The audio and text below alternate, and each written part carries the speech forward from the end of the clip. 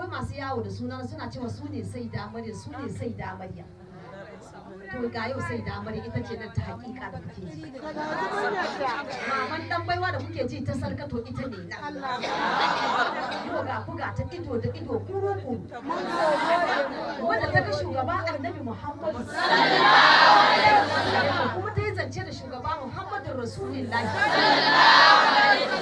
Haka ina faɗa ma duniya kuma ina ƙara gaya ma Ubangiji na.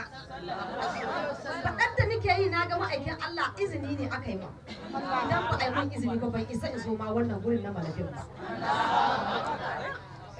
Kuma wallahi idan ba izini ba wannan kuɗin naku saifa ce.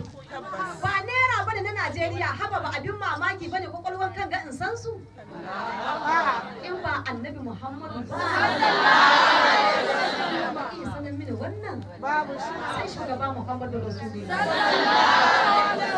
Faɗin da nake na ga ma'aikin Allah tabbas zahiri haka ne gani na hakika ido da ido.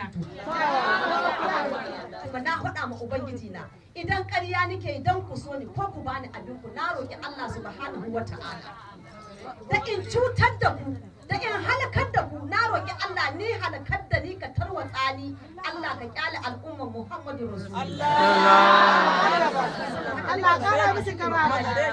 Duka su masu inkari don Allah su faɗi wannan magana da ni na faɗa su yi rantsuwa irin da na yi magaya za a kasance. Banda kwakwato, banda tsoro, banda ja da baya akan wannan lamarin na Sayyidina Rasulullah. To saboda haka ƴan uwa tabbas na ga shugaba annabi Muhammad kuma har gobe har jibi har ɗazo har yanzu ina ganin Muhammadu Rasulullah. To saboda haka ƴan uwa ina muku fata wadda bata taɓa mafarkin annabi ba Allah ka sa ku yi.